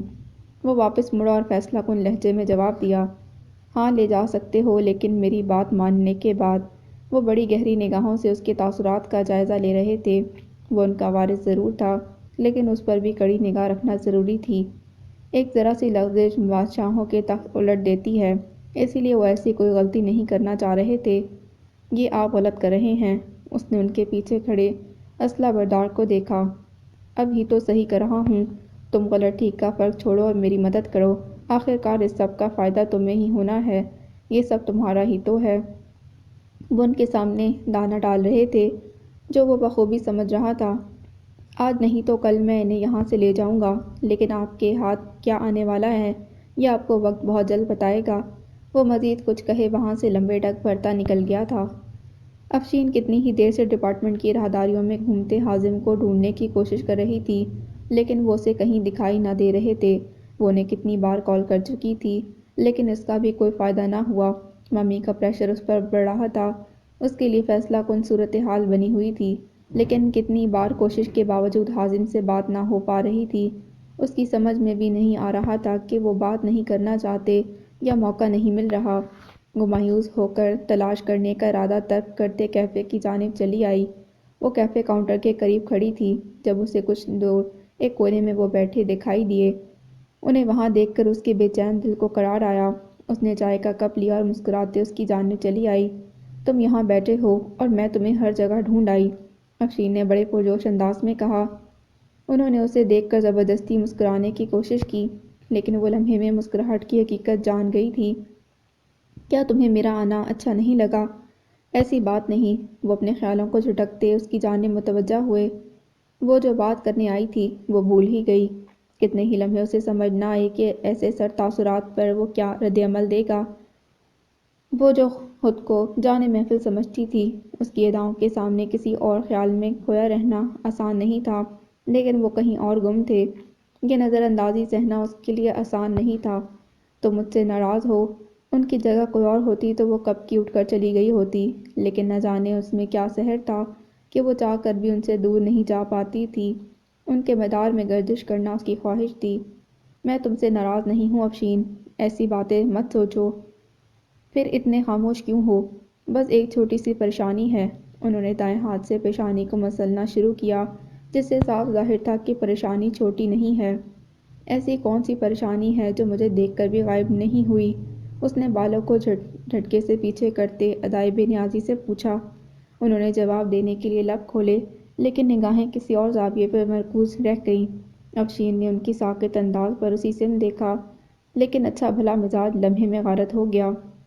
ان سے کچھ فاصلے پر عزت کھڑی تھی، وہ اسے مسلسل گھورنے میں مصروف تھی کہ اسی پل ان کی نگاہیں آپس میں ٹکرائیں۔ افشین کو اپنے لیے اس کی آنکھوں میں حقارت کا دریا بہتا نظر آیا۔ اس کی نفرت محسوس کر کے افشین کی رگیں سلکنے لگی تھیں۔ بتاؤ نا حازم، کون سی پریشانی ہے؟ اس نے عزت کی جانب ایک مکار مسکراہٹ اچھالی اور اپنا نازک ہاتھ ایک ادا سے حازم کے ہاتھ پر رکھ دیا، جواب بھی اسی جانب، جو اب بھی اسی جانب متوجہ تھا۔ اس کے ہاتھ پکڑنے کی دیر تھی، عزت لمحہ ضائع کیے بنا وہاں سے چلی گئی۔ اس نے مطمئن ہو کر دوبارہ حازم کی جانب نگاہیں کیں، لیکن وہ اب بھی اسی جانب دیکھ رہے تھے۔ وہ جا چکی ہے حازم، اس نے ہاتھ ہلا کر جمود توڑنے کی کوشش کی۔ تم نے بتایا نہیں کہ کیا پریشانی ہے؟ اس نے سوال دوبارہ دہرایا۔ عزت، اس نام سے اسے نفرت تھی، لیکن حازم کے منہ سے سننا اس سے بھی برا تجربہ تھا۔ اس نے مڑ کر دیکھا کہ شاید دوبارہ آ گئی ہے، لیکن وہاں کوئی نہیں تھا۔ وہ جا چکی ہے۔ ان کے کھوئے ہوئے انداز کو دیکھتے اس نے تقریباً چبا چبا کر بتایا، میری پریشانی کی وجہ وہ ہے۔ وہ تھک چکے تھے، سالوں اپنی محبت کو دل میں دباتے۔ وہ اب ٹوٹنے لگے تھے، اپنے جذبات کا بوجھ اٹھا کر تھک چکے تھے، اس کے روٹھے رہنے کے خوف سے ڈرنے لگے تھے۔ اب وہ پذیرائی چاہتے تھے، اس کی نظر کرم کے تمنائی تھے۔ اپنی محبت کے خواب کی تعبیر اس کی نگاہوں میں چمکتے دیکھنا ان کی اولین خواہش تھی۔ اب وہ سہارا چاہ رہے تھے، اب تکلیف، رونے کو کندھے کی تمنا تھی، اور اس لمحے انہیں اپنا رفو گر اس کی شکل میں نظر آ رہا تھا۔ اس کی آنکھوں کی سرخی اور چہرے پر رقم بے بسی نے اسے کئی لمحے کچھ کہنے کے قابل نہ چھوڑا۔ وہ سوچ بھی نہیں سکتی تھی کہ اس کے سوالوں کا جواب عزت ہوگا۔ وہ اس لڑکی کے متعلق بات بھی نہیں کرنا چاہتی تھی، لیکن اس وقت مجبور تھی، کیونکہ اس نے کئی بار خود وجہ جاننے کی کوشش کی تھی۔ تم بنا بلا وجہ سب کی پریشانیاں پال لیتے ہو۔ اس کے گھر والے ہوں گے اس کا اچھا برا سوچنے کے لیے، تمہیں پریشان ہونے کی ضرورت نہیں۔ اس نے حازم کا ہاتھ اپنی گرفت میں لے کر سہلانا شروع کر دیا۔ وہ انہیں اپنا لمس محسوس کرانا چاہتی تھی۔ سوچوں کا رخ بدلنا اسے نہایت آسان لگتا تھا۔ مسئلہ یہ نہیں ہے افشین کہ اس کا ہمارے علاوہ کوئی ہے یا نہیں، پھر مسئلہ یہ ہے کہ میرا اس کے سوا کوئی نہیں۔ کیسا درد چھپا تھا اس بات میں کہ وہ ساری نفرت بھول بھال کر حازم کا چہرہ دیکھنے لگی، جہاں آج وہ باتیں رقم تھیں جن کا گزر کبھی اس کے وہم و گمان میں بھی نہیں تھا۔ وہ حازم شفیق کو اپنا دیوانہ سمجھتی تھی، اس کے لیے دیے انداز کو شرافت سمجھنے کے بجائے اپنے وجود کی برتری سمجھتی رہی، لیکن آج اپنے حس کا علم اس کے دل پر سجا دینے کا فخر نہایت شدت سے زمین بوس ہوا تھا۔ وہ اپنی موجودگی میں کسی مرد کا خیال کہیں اور بھٹکنے دینے کی روادار تھی، اور نہ سامنے بیٹھے انسان کی سنگت میں رہتے دل کسی اور کو پکڑ آیا تھا۔ میرے سب راستے اس تک جاتے ہیں، میری زندگی اور میرے جینے کا مقصد وہی ہے، میری عمر بھر کی ریاضت وہ ہے۔ میں کسی اور کی پریشانی گلے میں لٹکائے نہیں گھوم رہا، کسی اور کا اچھا برا نہیں سوچ رہا، میں عزت کے متعلق بات کر رہا ہوں، اور وہ میرے لیے کیا ہے یہ میں خود نہیں جانتا، نہ کسی کو سمجھتا ہوں، نہ کسی کو سمجھا سکتا ہوں۔ انہیں واقعی اس وقت کسی ہمدرد کی ضرورت تھی، کیونکہ سب کہہ دینے کے بعد دل میں سکون اتر رہا تھا۔ دل کے بند کمرے میں ہوا آنے کو چھوٹی سی درز بن گئی تھی۔ محبت کوئی معجزہ نہیں جو سالوں نہ ہو، بلکہ ایک نرم گداز سا خواب ہے جو ہر آنکھ میں اتر سکتا ہے، اور جب ہو جاتی ہے تو وہ بار بار اپنا ذکر مانگتی ہے، ہر سو اپنا نام سننا چاہتی ہے۔ یہ کبھی سرگوشی بنا کر کسی دوسرے کان میں اتار دی جاتی ہے، اور کبھی سفید کاغذ پر لفظوں کی صورت بصارت میں محفوظ کی جاتی ہے، کبھی گرم دوپہر میں دو سہیلیوں کے درمیان دھیمی سی مسکراہٹ میں ڈھل جاتی ہے، اور کبھی سرد لمبی راتوں میں جاگتی آنکھوں کے عکس میں بہنے کو آ جاتی ہے۔ کبھی خوشبو بن کر فضا میں بکھر جاتی ہے اور کبھی ایک آنگن سے دوسرے آنگن سرگوشیوں میں سفر کرتی ہے۔ تو اس میں میرا مطلب ہے پسند کرتے ہو، تو پھر یہ پریشانی کیوں ہے؟ اس کے لیے بولنا نہایت مشکل ہو رہا تھا۔ خود پر شدید قسم کا غصہ آ رہا تھا کہ کیوں ابھی تک یہاں بیٹھ کر اپنی جگہ کسی دوسرے کے لیے محبت کا اظہار سن رہی ہے۔ عزت یہ سب جان گئی ہے، میں نے سالوں سے چھپائے رکھا، لیکن کل نہ جانے کیسے ضبط ٹوٹ گیا، جذبات میں ایسا بہہ گیا کہ وہ ہر چیز سے بے نیاز رہنے والی میری آنکھوں میں اپنا وجود دیکھ گئی۔ خاموشی کسی چیز کا حل نہیں ہوتی، انہیں بولنا تھا، اسے منانا تھا، اور یہ سوچ اس لمحے افشین سے بات کرتے ذہن میں آئی تھی۔ مطلب اتنے سال وہ نہیں جانتی تھی کہ تم اسے پسند کرتے ہو، اور اب جب تم نے بتایا تو وہ ناراض ہو گئی۔ اسے اب سمجھ آیا کہ وہ فوراً وہاں سے چلی کیوں گئی، اور اس کی آنکھوں کی جلن اس کے لیے کم اور حازم کے لیے زیادہ کیوں تھی۔ یہ صورتحال اس کے لیے مفید تھی۔ تمہیں پتہ کرنا چاہیے نا کہ وہ کیوں ناراض ہوئی ہے۔ ہو سکتا ہے وہ کسی اور کو پسند کرتی ہو، کیونکہ کوئی بھی لڑکی اتنی انجان نہیں ہوتی کہ کوئی اسے سالوں سے پسند کر رہا ہو اور وہ اسے خبر نہ ہو۔ اس کی ناراضگی کو طول دینا اس کے لیے فائدہ مند تھا۔ ایسی بات نہیں ہے، وہ ہمیشہ میرے لیے کنزا کی طرح سوچتی رہی۔ اس نے مجھے ایک بھائی کی طرح سمجھا اور مانا۔ اس وقت وہ زیادہ ہرٹ ہوئی۔ انہوں نے فوراً اس کی بات کی تردید کی۔ انہیں یقین تھا کہ عزت کی زندگی میں کوئی دوسرا نہیں تھا، ورنہ کنزا انہیں ضرور بتاتی۔ تم کہتے ہو تو مان لیتی ہوں، لیکن مجھے ایسا لگتا نہیں۔ اس کا بس نہ چل رہا تھا کہ جا کر عزت کا منہ نوچ لے، جو اس کے سب ارادوں کے درمیان دیوار کی مانند کھڑی ہو گئی تھی۔ لیکن دیوار توڑی جا سکتی تھی، اور یہی خیال اس کی تسلی کے لیے کافی تھا۔ تم مجھے بتاؤ افشین۔ انہوں نے آگے ہو کر فوراً اس کا ہاتھ تھاما، اور وہ مزید جھلس کر رہ گئی۔ وہ کیسے مانے گی؟ مطلب لڑکیاں کیا پسند کرتی ہیں، یا اگر تمہارے ساتھ ایسا کچھ ہوتا تو تمہارا رد عمل کیا ہوتا؟ انہیں اس کی صورت ایک مسیحا مل گیا تھا، اور وہ آج ہی سب کہہ دینا چاہ رہے تھے۔ میری مانو تو کچھ دن اس سے دور رہو، مطلب تھوڑا فاصلہ رکھو، اسے سوچنے دو، کسی فیصلے پر پہنچنے دو۔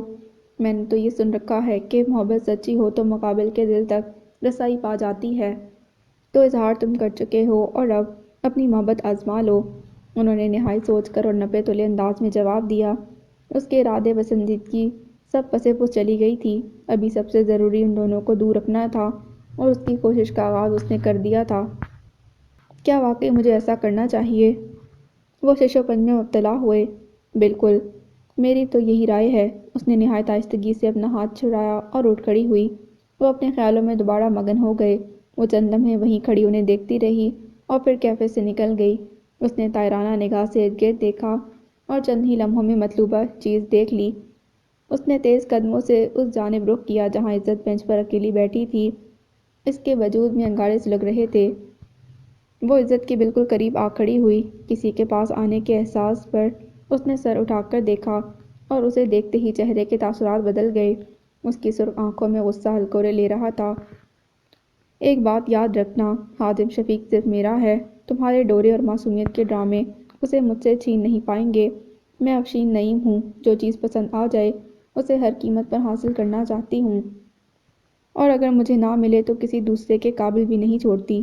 اس کے قریب ہوتے ہوئے پھنکارتے لہجے میں دھمکی دیتے انداز میں کہا۔ تو پھر عادت بدل لیجئے، کیونکہ وہ کوئی چیز نہیں، ایک جیتے جاگتے انسان ہے۔ اپنا دکھ بھولے اس نے منہ توڑ جواب دیا۔ جو بھی تھا، وہ آج بھی ان کے متعلق ایسی گھٹیا بات نہیں سن سکتی تھی۔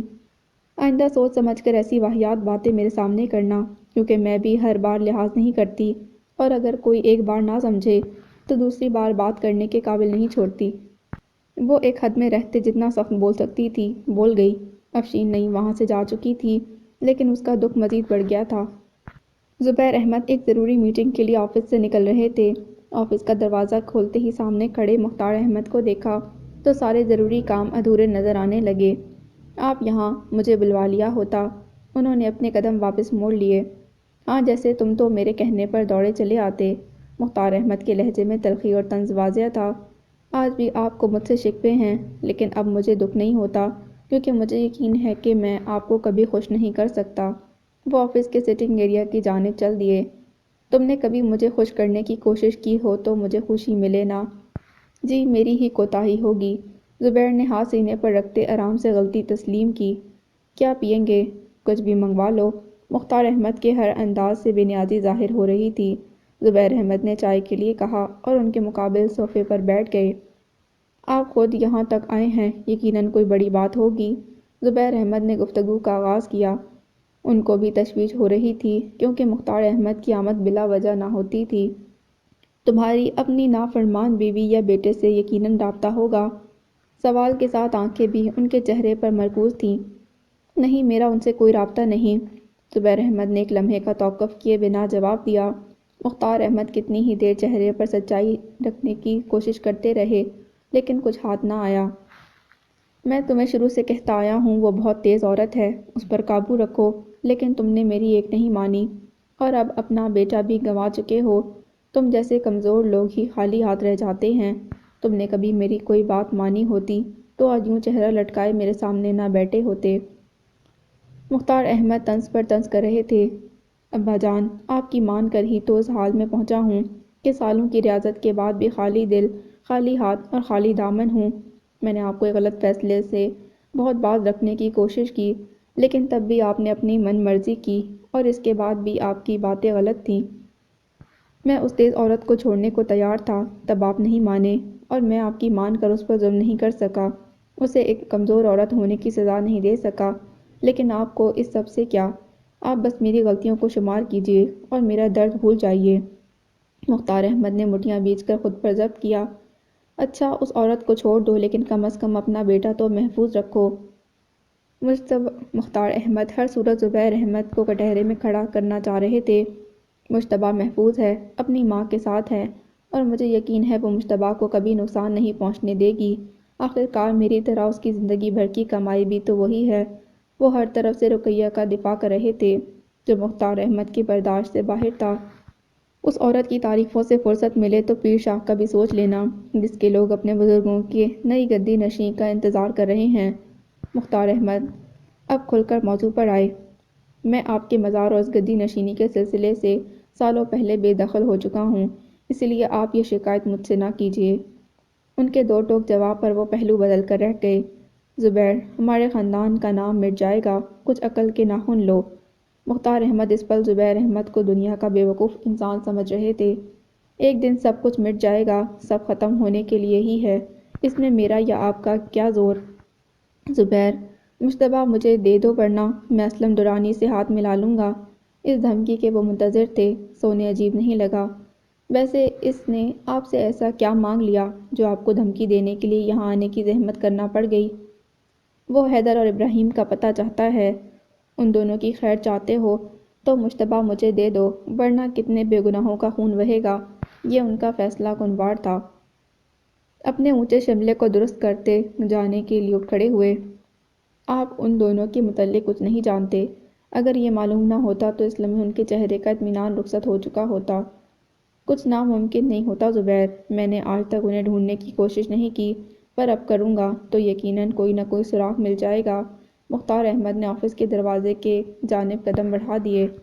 وہ کتنے ہی لمحے بے جان سے اپنی جگہ پر بیٹھے رہے۔ یہ معاملہ اس حد تک پہنچ جائے گا انہوں نے سوچا نہیں تھا۔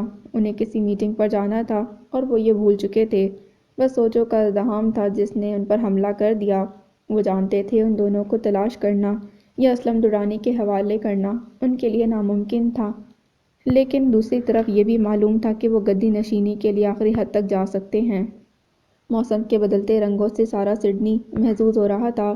کرسمس کے دن قریب تھے، اسی لیے ہر سو ایک چہل پہل نظر آ رہی تھی۔ وہ کافی عرصے بعد ماما کے ساتھ باہر نکلی تھی، اسی وجہ سے شہر کی رونقیں کچھ زیادہ ہی دلچسپ معلوم ہو رہی تھیں۔ ان کی منزل کوئین وکٹوریہ شاپنگ سینٹر تھا اور یہ اس کی پسندیدہ جگہ تھی۔ کوئین وکٹوریہ کے ارد گرد قدرتی مناظر کی خوبصورتی دیکھنے سے تعلق رکھتی تھی۔ برطانوی طرز کی عمارت ایک صدی پہلے کی یاد تازہ کرتی محسوس ہوتی تھی۔ کوئین وکٹوریہ میں ہر سال کرسمس کو لے کر نت نئے تجربات کیے جاتے، اور اس سال سڈنی کا سب سے بڑا کرسمس درخت کوئین وکٹوریہ میں تھا، جسے دیکھنے لوگوں کی کثیر تعداد آ رہی تھی۔ لامیا، یہ تم مجھے کس قدر بھیڑ میں لے آئی ہو؟ فاطمہ زیادہ تر گھریلو مصروفیات کو اہمیت دیتی تھیں، بھیڑ اور ہجوم سے انہیں ہمیشہ سے کوفت رہی تھی۔ ماما، آپ پریشان مت ہوں، بس لوگوں کے چہروں پر خوشیوں کے رنگ دیکھیں، دیکھیں سب کتنے خوش ہیں۔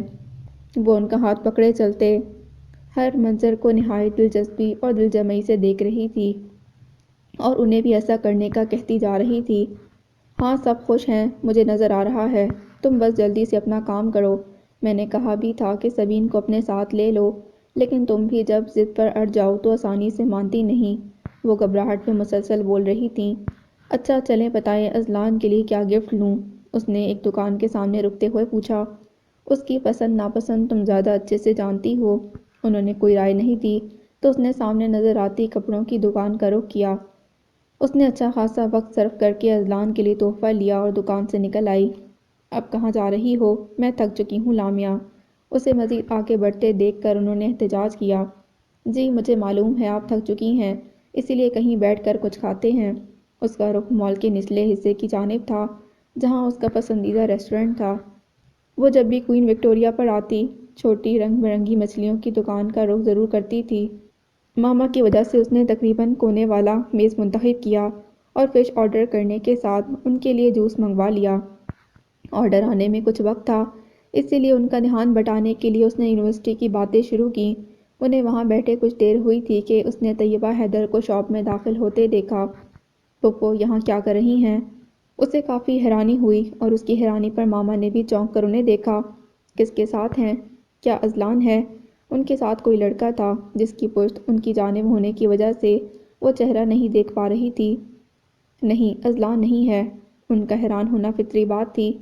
وہ دونوں فیملیز کے سرکل کو اچھی طرح جانتی تھی اور اذلان کے علاوہ کوئی لڑکا ایسا نہیں تھا جس کے ساتھ پھپھو کی اتنی بے تکلفی ہو کہ اس کے ساتھ مارکیٹ آئیں۔ جو بھی ہے یہ چھوڑو، انہیں یہاں انوائٹ کر لو۔ میرے خیال سے انہیں اسپیس دینا چاہیے، ہو سکتا ہے کوئی پرسنل میٹر ہو۔ سب کچھ ٹھیک ہو جانے کے بعد بھی وہ فاصلوں کو محدود نہیں کر پائی تھی۔ وہ بھی جانے نہ جانے کی کشمکش میں تھی کہ وہ لڑکا اٹھ کھڑا ہوا۔ اس نے پھپھو کے ہاتھ سے کچھ لیا اور وہاں سے نکل گیا۔ وہ لوگ اس کا چہرہ نہ دیکھ سکی تھیں، اس لیے طیبہ حیدر کی نگاہ ان سے ٹکرائی۔ وہ کئی لمحے وہاں سے اٹھی نہیں، عجیب ساکت سا انداز تھا۔ ماما نے ہاتھ کے اشارے سے انہیں اپنی طرف بلایا تو ہلکی سی مسکراہٹ ان کے ہونٹوں پر نمودار ہوئی۔ آپ لوگ یہاں کیسے؟ ان کا لہجہ چند لمحے پہلے کے تاثرات کے برعکس تھا۔ لامیا نے اذلان کے لیے گفٹ لینا تھا۔ میں نے بارہا کہا سبین کو لے جاؤ، لیکن اس نے میری ایک نہیں مانی۔ لیکن آپ کے ساتھ کون تھا؟ میں پہچان نہیں پائی۔ انہوں نے کافی تفصیل سے جواب دیا۔ کیا آپ لوگوں نے اس کا چہرہ دیکھا؟ نہ جانے کہ ان کے چہرے کے تاثرات پھر سے بدلے تھے۔ نہیں، چہرہ دیکھ لیتی تو شاید پہچان لیتی۔ اسے ماما کا بار بار اصرار کرنا اچھا نہ لگ رہا تھا، لیکن اس وقت انہیں منع کر بھی نہ سکتی تھی۔ میں تو یہاں بچوں کی شاپنگ کے لیے آئی تھی، ایسے میں ایک دوسرے کو کچھ پیسے چاہیے تھے تو میں نے اس کے بیٹے کو یہاں بلا لیا۔ انہوں نے مسکرا کر تفصیل سے جواب دیا۔ نگاہیں لامیا پر مرکوز تھیں۔ اسی بہانے ہماری ملاقات ہو گئی۔ آرڈر آ چکا تھا۔ پھپھو نے اسے مزید کچھ منگوانے سے منع کر دیا۔ فاطمہ میں نے ان دونوں کے لیے شاپنگ شروع کر دی ہے۔ اذلان نے آفس جانا شروع کر دیا ہے اور اب مجھے زیادہ دیر نہیں کرنی۔ میں جلد از جلد اذلان کی دلہن گھر لانا چاہتی ہوں اور مجھے یقین ہے تم دونوں کو اعتراض نہیں ہوگا۔ لیکن لامیا کی ڈگری مکمل نہیں ہوئی ابھی۔ انہوں نے اتنی افراتفری کا کب سوچا تھا؟ تم پریشان نہیں ہو، میں ابراہیم سے بات کر لوں گی، اور ویسے بھی لامیا اپنی پڑھائی جاری رکھ سکتی ہے، ہماری طرف سے ایسی کوئی پابندی نہیں ہوگی۔ اتنا تو تمہیں ہم پر یقین ہونا چاہیے نا؟ وہ مسکرا کر بولیں۔ لیکن باجی، بس فاطمہ میں اب اس معاملے میں کسی کی نہیں سنوں گی۔ میں تمہاری طرف چکر لگاؤں گی اور ابراہیم کے ساتھ کوئی اچھا سا دن فکس کر لوں گی۔ ویسے کرسمس کا دن کیسا رہے گا؟ وہ خود ہی سارے فیصلے کر رہی تھیں۔ ٹھیک، آپ ابراہیم سے بات کر لیں۔ وہ ان کی جلد بازی کو سمجھ نہیں پا رہی تھی، لیکن زیادہ اعتراض بحث کو جنم دے سکتے تھے، سو انہوں نے فی الوقت خاموشی اختیار کر لی۔ آج کے دن وہ اذلان کو اچھے سے وش کرنا چاہتی تھی، اس کا دن یادگار بنانا چاہتی تھی، لیکن اس وقت موڈ پوری طرح خراب ہو چکا تھا۔ وہ ایک بار پھر سے اندیشوں کا شکار ہو رہی تھی۔ اذلان کے دیے گئے دلاسے اپنا وجود کھونے لگے تھے۔ آج کا دن نہایت تھکا دینے والا تھا۔ صبح سے سحر پیر ہو گئی، لیکن میٹنگز ختم ہونے کا نام نہ لے رہی تھیں۔ بڑے ابا نے اس پر اعتماد کیا تھا اور اس اعتماد پر پورا اترنے کے لیے عبدالودود دن رات محنت کر رہا تھا۔ اس لمحے فراغت کے چند پل میسر ہوئے تو صوفے پر رکھی ڈائری کا خیال آیا۔ اس نے جلدی سے بیگ کھول کر ڈائری نکال لی وہ کتنے ہی لمحے صرف سر وقت دیکھتا رہا۔ ایسا کام کرنا اس کی فطرت نہیں تھی، لیکن وہ کئی بار راتوں کو نوری کے ہاتھ میں یہ ڈائری دیکھ چکا تھا۔ یہی پکڑے وہ فون کے پاس منڈلاتی نظر آتی تھی۔ وہ دیکھنا چاہتا تھا کہ اس میں ایسا کیا ہے، سو نہایت احتیاط سے پہلا صفحہ کھولا۔ اس نے پہلے صفحے پر لکھا نمبر ملایا، لیکن نمبر بند تھا۔ شاید رات میں وہ دونوں اسی کے متعلق بات کر رہے تھے۔ اس نے اپنے ایک دوست کو نمبر بھیج کر معلومات نکلوانے کا کہا۔ اس سے آگے کچھ صفحات پر شاعری لکھی تھی جو اس کے ذوق سے میل نہیں کھاتی تھی۔ اس نے صفحات جلدی سے پلٹ دیے اور اسی لمحے دروازے پر دستک ہوئی۔ اس کی اجازت ملتے جو چہرہ نظر آیا، اس نے حال کی دنیا میں واپس کھینچ لیا۔ خوش آمدید، میں بالکل بھول گیا تھا کہ آج سے کچھ نئے لوگ ہمارے ساتھ شامل ہونے والے ہیں۔ اس نے کھڑے ہو کر عزت کو خوش آمدید کہا۔ لیکن تم جلدی نہیں آ گئی؟ اس نے دیوار کی گھڑی پر وقت دیکھ کر کہا۔ آج کلاسز نہیں تھیں تو وقت ضائع کرنا اچھا نہیں لگا، اس لیے یہاں چلی آئی۔ اس نے اپنے جلدی آنے کی وجہ بتائی۔ بہت اچھا کیا، اس نے ہاتھ سے بیٹھنے کا اشارہ کیا۔ میں ابھی تمہیں مجید صاحب کے ساتھ بھیج رہا ہوں، وہ تمہیں کام سمجھا دیں گے، اور جیسے ہی سب لوگ آ جائیں تو ہم تفصیل سے بات کریں گے۔ اس نے فون پر مجید صاحب کو اندر آنے کا کہا۔ انشاءاللہ میں آپ کو مایوس نہیں کروں گی۔ اس کا بجھا بجھا انداز وہ واضح محسوس کر رہا تھا، لیکن کچھ کہنے سے گریز کیا کہ ہر انسان کے ذاتی معاملات ہوتے ہیں۔ جن نئے لوگوں کو ہائر کیا گیا ہے وہ میرے انڈر کام کریں گے۔ عبدالودود اس سے بات کر رہا تھا جب اچانک دروازہ دھاڑ سے کھلا۔ ان دونوں نے چونک کر دروازے کی جانب دیکھا۔ آپ کو کسی کے کمرے میں آنے کی تمیز نہیں ہے؟ وہ اپنی کرسی سے کھڑے ہو کر غصہ ضبط کرتے ہوئے بولا۔ اے لڑکی، جاؤ یہاں سے، سعد علی چٹھا نے نخوت بھرے انداز میں اسے وہاں سے جانے کا کہا۔ وہ حیران سی بدلتی صورت دیکھ رہی تھی۔ اس قدرے برے انداز پر کچھ بولنے والی تھی لیکن چپ رہنا مفید لگا، اسی لیے بیگ اٹھایا اور کمرے سے باہر نکل گئی۔ آپ بتانا پسند کریں گے کہ اس بدتمیزی کی وجہ کیا ہے؟ وہ واپس بیٹھ کر ناپسندیدہ نگاہوں سے انہیں دیکھتے ہوئے بولا۔ کمپنی کے قانونی معاملات تم دیکھ رہے ہو، اس لیے فوراً حسین لا فرم کو کمپنی سے علیحدہ کرو، سعد علی چٹھا نے میز پر دونوں ہاتھ رکھتے حکم دینے والے انداز میں کہا۔ ان کی بات سن کر اس کے ہونٹوں پر طنزیہ سی مسکراہٹ رینگ گئی۔ اگر تاشفین بھائی اسے پہلے سے ساری صورتحال نہ بتا چکے ہوتے تو شاید اس لمحے حالات مختلف ہوتے، لیکن فی الوقت وہ ان کی بے بسی کا مزہ لے رہا تھا۔ مس زارا نے ایسا کیا کہہ دیا جو آپ آپے سے ہی باہر ہو رہے ہیں؟ اپنی حد میں رہو عبدالودود۔ لہجہ بلند ہونے کے ساتھ چہرہ بھی سرخ ہو گیا۔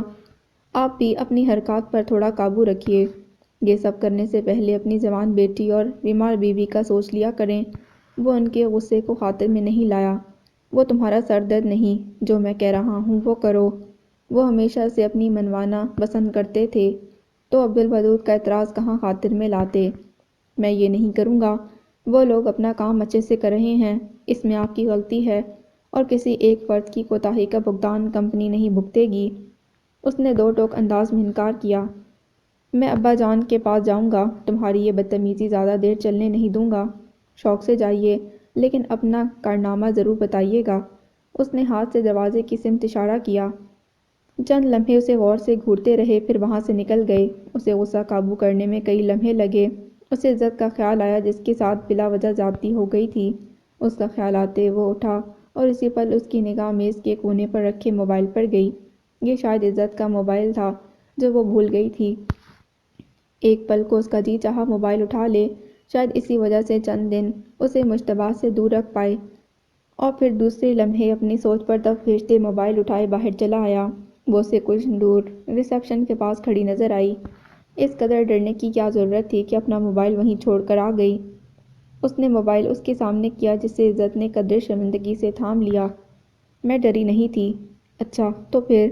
اس کے جواب پر وہ یقین نہیں کر سکا۔ میں اپنے ساتھ کسی کا ایسا رویہ برداشت نہیں کرتی، لیکن یہاں مجھے ایسا کرنا تھا، اور خود پر قابو رکھنے کی کوشش میں موبائل بھول گئی تھی۔ اس نے تفصیل سے بتایا۔ تو تمہیں کس نے برداشت کرنے کا کہا تھا؟ اس کی سوالیہ نگاہیں اس پر مرکوز تھیں۔ مجھے اس جاب کی سخت ضرورت ہے، اور پہلے ہی دن کوئی غلط کام کر کے میں یہ جاب کھونا نہیں چاہتی۔ عزت حیرت سے سامنے کھڑے انسان کو دیکھ رہی تھی جس کے ساتھ پہلی ملاقات قطعاً خوشگوار نہیں تھی، لیکن اس لمحے بلند آواز میں بولتے اس کی اہمیت واضح کر رہا تھا۔ وہ جو اپنی نامکمل ڈگری اور ایسے کئی دیگر وہموں کا شکار تھی، وہ سب ختم ہو چکے تھے۔ مس آپ مجید صاحب سے کہیے نئے اسٹاف کو میٹنگ روم میں اکٹھا کریں۔ وہ ریسیپشن پر بیٹھی لڑکی کو میٹنگ کا کہتے واپس کمرے کی جانب بڑھ گیا۔ عزت ہال کی جانب چل دی جہاں وہ سب بیٹھے تھے جو اس کے ساتھ منتخب کیے گئے تھے۔ دن کی عمر نہایت چھوٹی ہو چکی تھی اور رات وسیع تر ہوتی جا رہی تھی۔ سورج کی کرنیں رخصتی کے سفر پر رواں ہونے کا ارادہ کرتیں اور ساتھ ہی ہر مینار سے بندگی کا حق ادا کرنے کی صدائیں بلند ہونا شروع ہو جاتیں۔ دن کے چھوٹا ہونے کے باعث انہوں نے عورتوں کے لیے نشست کا وقت عصر سے پہلے رکھ لیا، کیونکہ اکثر کئی خواتین اپنی بات کرتے سے رہ جاتی تھیں۔ وہ عورتوں کے مسائل سننے میں مصروف تھیں۔ جب گل ان کی جانب آئی، بی جان، سیغم صاحب آئے ہیں۔ اس نے باغ کا جائزہ لینا تھا اور یہاں عورتیں بیٹھی تھیں۔ اسے کہو باقی جگہیں دیکھ لے، اس طرف مغرب کے بعد آئے اگر اس کے پاس وقت ہو۔ ان کی بات پر گل سر ہلاتی وہاں سے چلی گئی۔ ان سے کچھ فاصلے پر بیٹھی نور باغ سے دور اسے کھڑا دیکھ چکی تھی اور نہ جانے دل میں کیا سمائی کہ اٹھ کر حویلی میں واپس چلی آئی۔ راہداری میں ایک دروازہ دائیں باغ کی جانب کھلتا تھا اور اسی دروازے کے ساتھ ٹیک لگائے کھڑی ہو گئی۔ جالی دار دروازے کی اوٹ میں کھڑے ہونے کے باعث وہ اسے دیکھ نہیں سکتا تھا۔ اسی خیال کے تحت وہ اس کی ایک ایک حرکت دیکھ رہی تھی۔ وہ ہر درخت کے سامنے کھڑا ہو رہا تھا، کبھی مٹی ہاتھ میں لے کر دیکھتا اور کبھی پتے توڑ کر سونگھتا۔ سیغم اپنے کام میں مکمل مگن تھا۔ ایک درخت کا جائزہ لیتا وہ دروازے کے بالکل قریب آ گیا۔ اس وقت سیغم کی نظروں سے بچنے کے لیے نور کو وہاں سے ہٹ جانا چاہیے تھا، لیکن نہ جانے کیوں وہ وہیں کھڑی رہی۔ آپ مجھے دکھائی دے رہی ہیں، اس کا بھرپور مسکراہٹ کے ساتھ کہا گیا جملہ نورالعین کو شرمندہ کر گیا۔ میں اس طرف کسی کام سے آئی تھی۔ اس نے دروازے کی اوٹ سے ہی بھرم قائم رکھنے کی کوشش کی۔ یقیناً ایسی ہی بات ہوگی۔ اس کا مکمل دھیان بظاہر درختوں کی جانب تھا، پر وہ مخاطب نور سے تھا اور انداز سرگوشی لیے ہوئے تھا۔ مشتبہ اور پھپھو کیسے ہیں؟ اب بلا وجہ رکنا عجیب تھا، اسی لیے اس نے سوال پوچھ لیا۔ ٹھیک ہیں۔ وہ بھی یہی چاہ رہا تھا کہ باتوں کا سلسلہ جاری رہے۔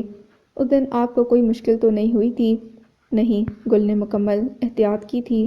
وہ اس کے لیے فکر مند تھا۔ یہ احساس کافی خوش کن تھا اور وہ کتنی ہی دیر اس احساس کو محسوس کرتی رہی۔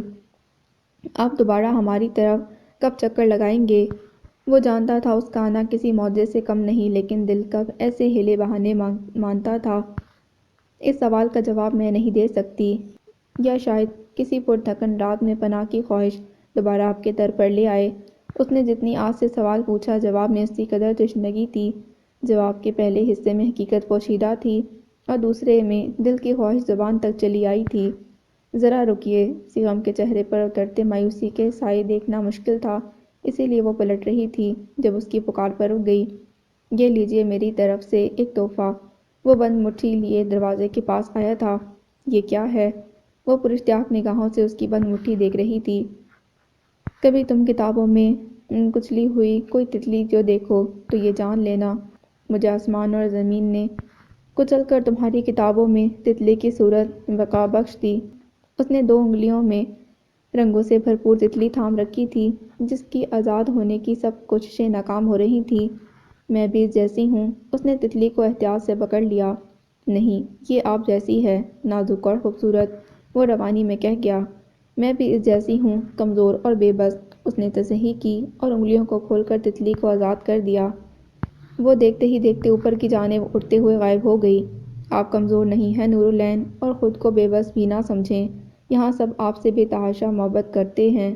وہ آگے بڑھ کر اس کے چہرے پر ساری اداسی چن لینا چاہتا تھا، لیکن اس کی ذات کا تقدس ایسی حرکت کی جرأت نہیں دے رہا تھا۔ کچھ غموں کا علاج محبت نہیں، وہ کچھ زیادہ ہی حقیقت پسند ہو رہی تھی۔ وہ کہنا چاہتا تھا کہ اس کے ہر غم کا علاج اس کے پاس ہے، وہ بس اس پر اعتماد کرے، اسے آزمانے کی کوشش کرے، لیکن خاموشی سے اسے واپس جاتے دیکھتا رہا۔ بڑے سے دوپٹے میں لپٹے اس کے وجود سے اداسی کی شعاعیں نکل کر اس کے وجود میں داخل ہو رہی تھیں۔ اس نے دروازے سے دوبارہ ملنے کی آس تعویذ کی صورت باندھی اور بھاری قدموں کے ساتھ پلٹ گیا۔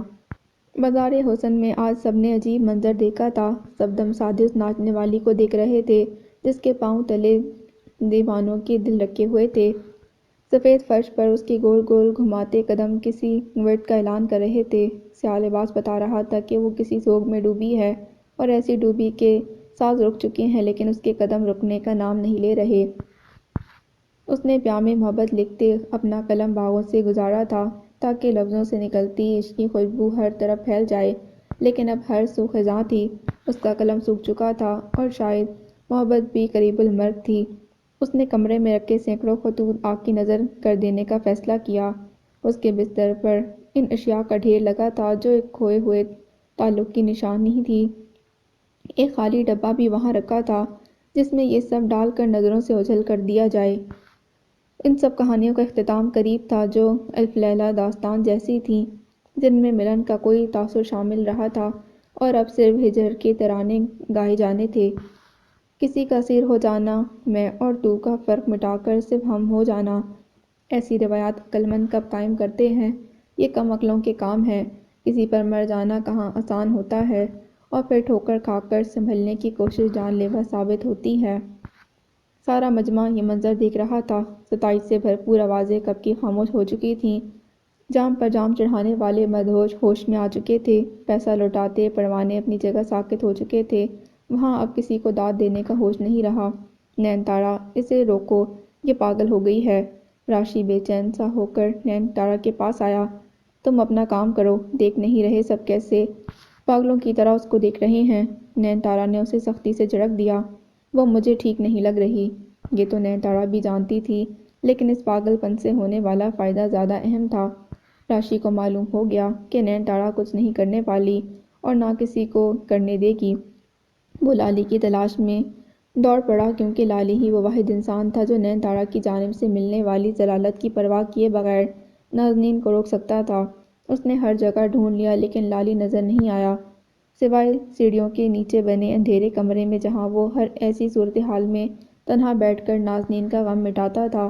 وہ ہال سے دور تھا۔ جب اسے ہر سو سناٹا سنائی دیا، کسی انہونی کے خیال سے وہ بھاگم بھاگ وہاں پہنچا جہاں کچھ لمحے پہلے تماشا عروج پر تھا۔ انہونی ہو چکی تھی، لیکن اس انہونی کو کوئی نام نہیں دے پایا۔ نازنین ایک اجنبی کی باہوں میں جھول رہی تھی۔ وہ صرف یہ سمجھنے کی کوشش کر رہا تھا کہ آنے والا نازنین کی بدقسمتی تھا یا ان کی